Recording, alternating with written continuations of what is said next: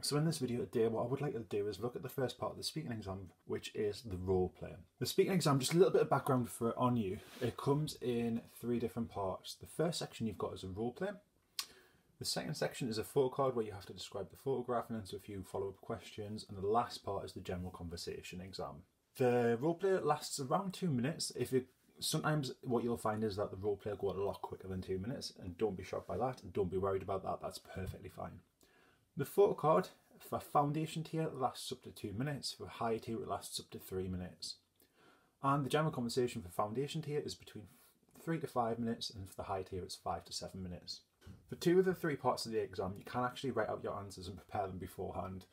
In this video, what I want to show you to do is how to prepare the role play in that time.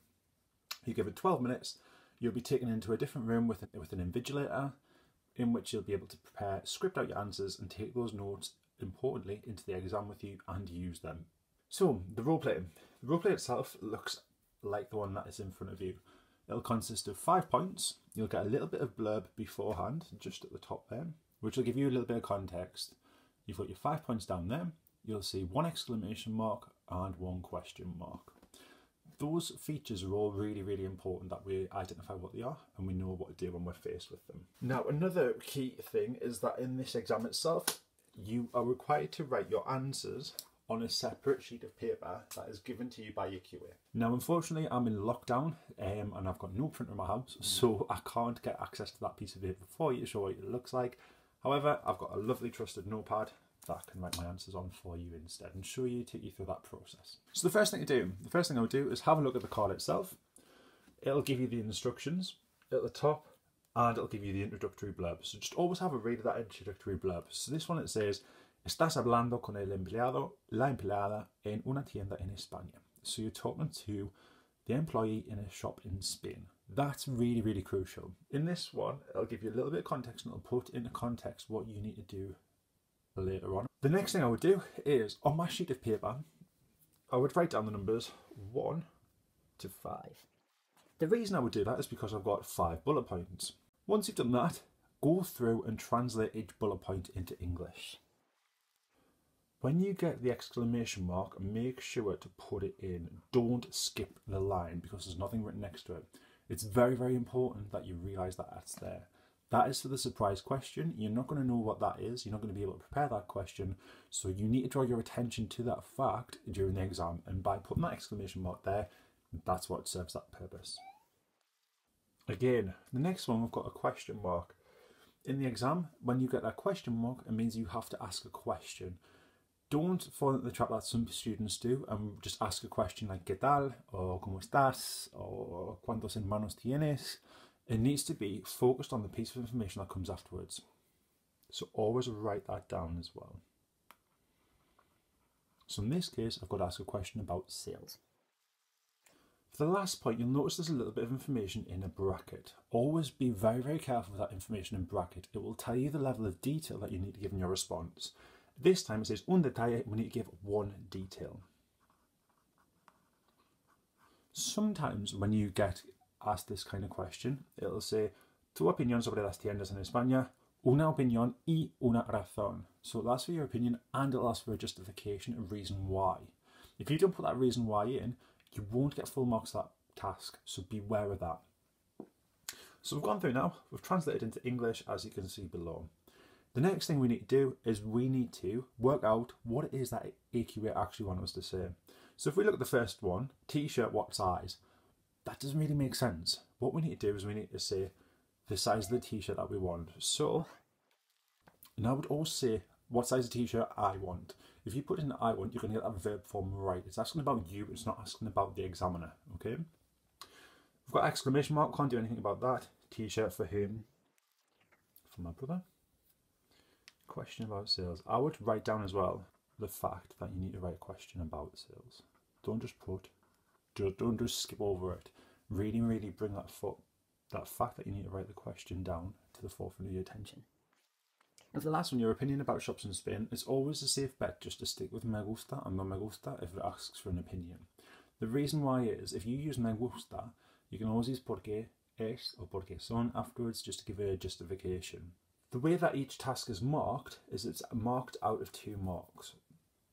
The 2 marks for each task depend on whether your answer makes sense, it communicates properly, you'll get 2 marks. If you've got a little bit of a mistake in, for instance, you might have, I don't know, a poorly formed verb, you might have left an infinitive, that might get you 1 mark. And if your answer just doesn't make any sense at all, or it doesn't convey the information that you are required to convey, it will get 0 marks.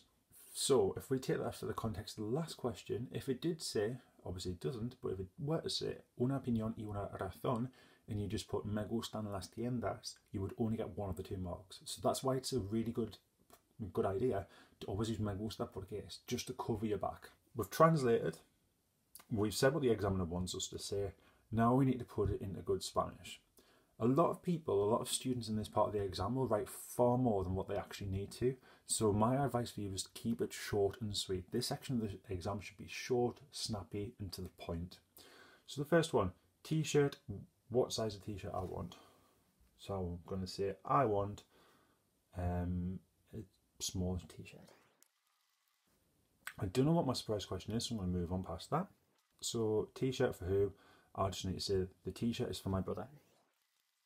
Now, if asking the question about sales, I can ask anything I want about sales. The reason why I can ask anything about sales is because I haven't got an interrogative. An interrogative is just basically a posh way of saying a question word. So it isn't saying when are the sales? Rebajas cuando. It's not saying when are the sales. It's not saying donde rebajas. It's not asking me where the sales are. It's just simply asking me about sales. So what I can do in this point is I can simply say le gustan las rebajas. Now you're probably wondering why I'm using le gustan and not te gustan. The reason why is because in the exam it will always tell you which form of the form you to use. In this case it says you should address the assistant as usted. Usted is you formal. Tú is you informal. When you use usted, you need to use the he shade form of the verb, i.e. the 3rd person singular. Therefore I'm not going to use te gustan, I'm going to use le gustan because that's the 3rd person singular form of that verb. The last one, I like the sales because they're cheap. Me gustan las rebajas porque son baratas. And that's it. You can take those notes in the exam, and what you need to do in the exam is just listen to what your teacher says and reply when appropriate. Another key thing I would write down and make a note of is puedes repetir. Okay, you can ask your teacher to repeat. Don't be afraid Don't be afraid to do so. For instance, in that surprise question, you can say puede repetir, or you can say puedes repetir, depending on whether you need to use usted or tú. Don't be afraid to do that. The exam board cannot mark you down for doing that. Finally, the important things are make sure your verbs are right. Don't worry too much about agreements, but try your best with agreements and just make sure you get something down.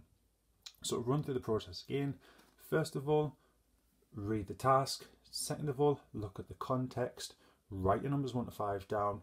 Fill in the exclamation mark. Fill in your question mark. Translate the points into English. Once you've translated the points into English, work out what AQA would like you to say. And finally, write and script out your answers and check over them. Okay?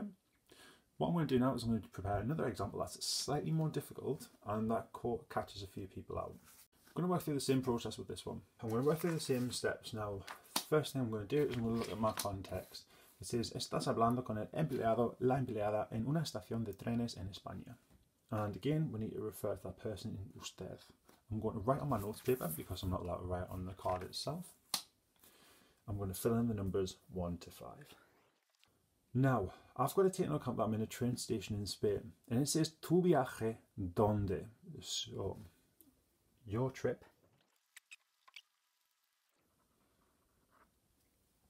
So I've translated into English.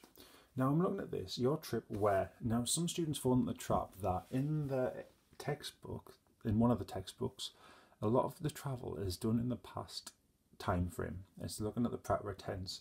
Now you're not going to go into the train station necessarily and say, go up to a ticket desk and say, yesterday I went to Madrid. You're not going to do that. You need to say where you want to go. So just be very, very careful with that. And that's where the context is vital. So I'm going to write down now what AQA want me to say. Perfect. So I've got that written down now. So I've said what AQA want me to say. So now I can start scripting my answer. So where I want to go. what I would say is really important is don't panic if you repeat your structures. So for instance, in the first one I've said, I want to go to Bilbao, I want to go on Monday for the second one. There's no reduction in marks for repetition here. It's purely, do you get the message across or do you not? So that's perfectly fine. Now I have to ask a question about the duration of the journey. This is quite difficult, this one. So what I'm going to do is I'm going to think about what I could ask. I could say, how long is the journey? So I'm going to say, how long?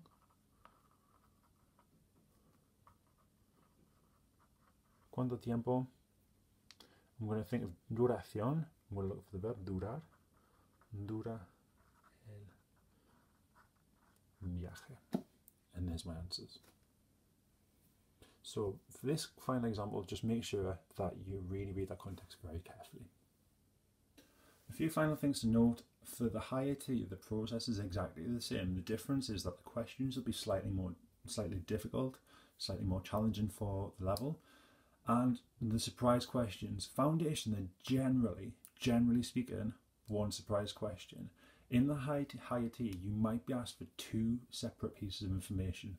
For instance, if your surprise question is about clothes, it might say what colour of t-shirt and what brand, for instance. That would be classed as one task, but it's asked in two separate parts. So just beware and hold your wits about you when it comes to that.